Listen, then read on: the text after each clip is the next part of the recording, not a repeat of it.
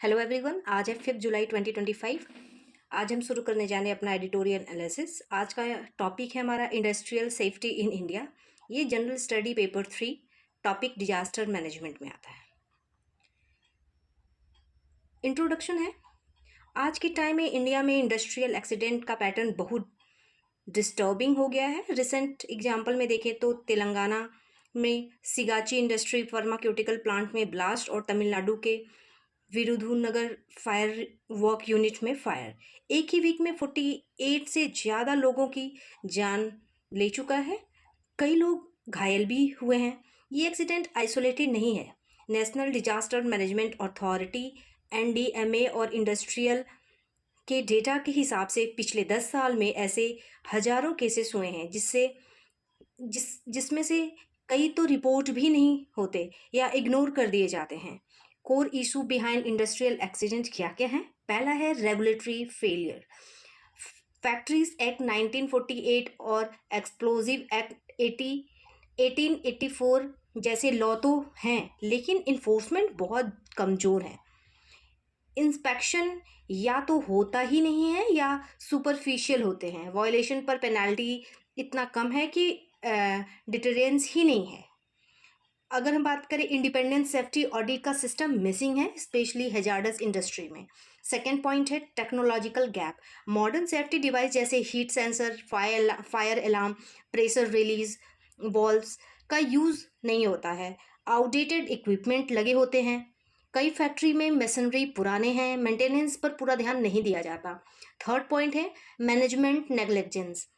Safety को खर्चा समझ के इग्नोर किया जाता है, इन्वेस्टमेंट नहीं किया जाता। हैजार्डस मटेरियल का standard operating procedure SOPs follow नहीं किए जाते।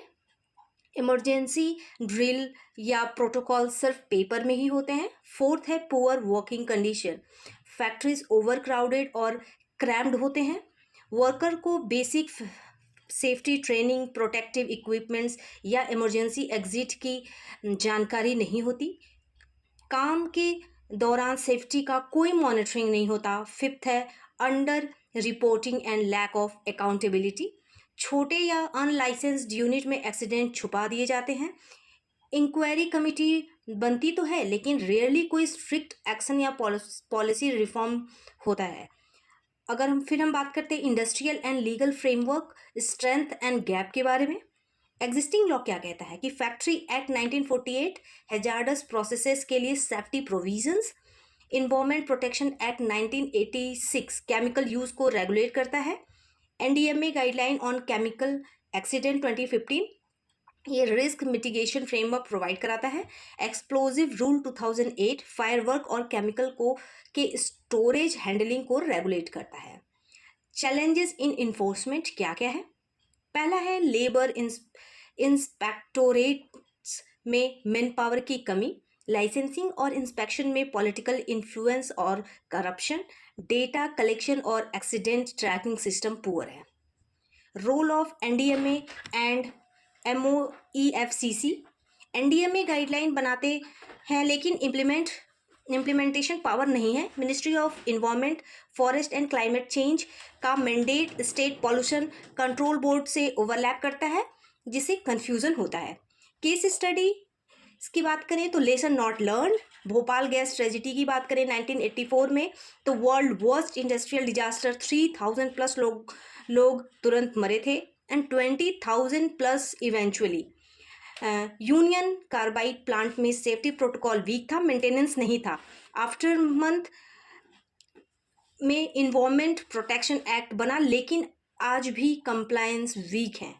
विशाखापट्टनम LG पॉलीमर लीकेज 2020 की बात करें तो स्टायरीन गैस लीक से 11 लोग मरे, 1000 प्लस अफेक्टेड थे। लॉकडाउन के बाद प्लांट रिस्टार्ट में प्रॉपर रिस्क असेसमेंट नहीं हुआ, real time monitoring system absent थे।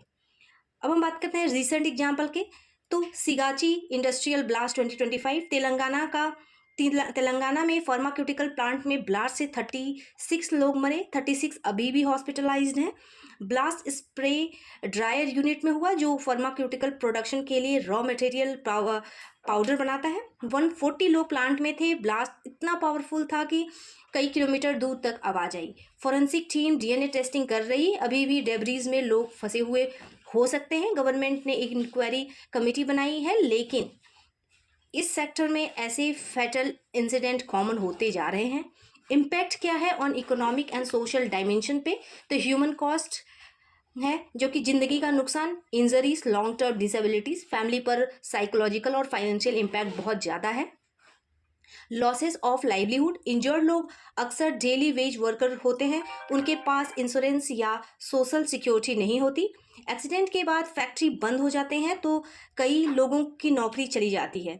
डैमेज टू इंडस्ट्रियल इमेज की बात करें तो इंडिया का ग्लोबल मैन्युफैक्चरिंग हब बनाने का सपना वीक पड़ता जा रहा है।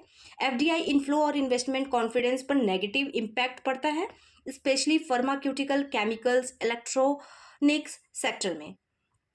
इन्वायरमेंट और डिग्रेडेशन की बात करें तो ब्लास्ट या केमिकल लीक से ग्राउंड वाटर और एयर पॉल्यूशन होता है।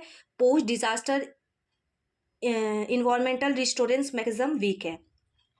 इंटरनेशनल बेस्ट प्रैक्टिसेस की बात करें तो यूनाइटेड नेशन का OSHA, regular audit, mandatory reporting, public disclosure of accident, strict penalty और विस्टल ब्लोअर प्रोटेक्शन। जर्मनी की बात करें तो टीयूवी, इंडस्ट्रियल इक्विपमेंट की safety inspection, strong worker union. Japan की बात करें तो kaizen, continuous improvement, simulation drills, employ engagement. India को इन बेस्ट प्रैक्टिसेस से सीख कर occupational health and safety ecosystem को स्ट्रॉन्ग बनाना चाहिए। वे फॉरवर्ड क्या है? पहला, strengthen regulatory mechanism, factories act, chemical accident rules. NDMA guideline को मॉडर्नाइज करो। पैन इंडिया ओवरसाइट के लिए सेंट्रलाइज्ड इंडस्ट्रियल सेफ्टी अथॉरिटी बनाओ।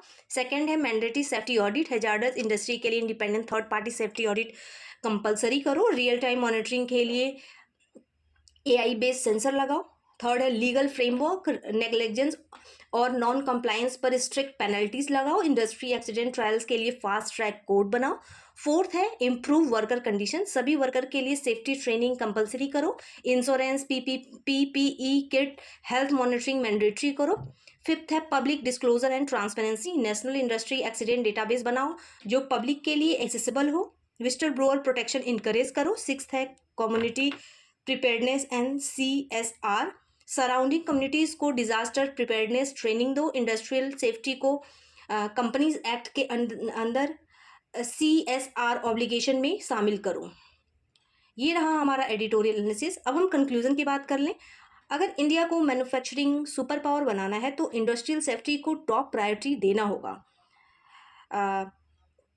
जो तमिलनाडु जैसे एक्सीडेंट अवॉइडेबल होनी चाहिए। अगर गवर्नेंस प्रोएक्टिव हो तो टेक्नोलॉजी में इन्वेस्टमेंट करो और कॉर्पोरेट अकाउंटेबल हो। वर्कर की डिग्निटी और सेफ्टी सिर्फ लीगल या इकोनॉमिक नहीं, मोरल रिस्पॉन्सिबिलिटी भी है, जिससे इंडिया को तुरंत अपहोल्ड करना चाहिए। ये रहा हमारा complete editorial discussion on industrial safety in India. इसी तरह के एडिटोरियल एनालिसिस का शॉर्ट एंड क्रिस्प एनालिसिस के लिए stay tuned with me and do like and subscribe. Thank you so much.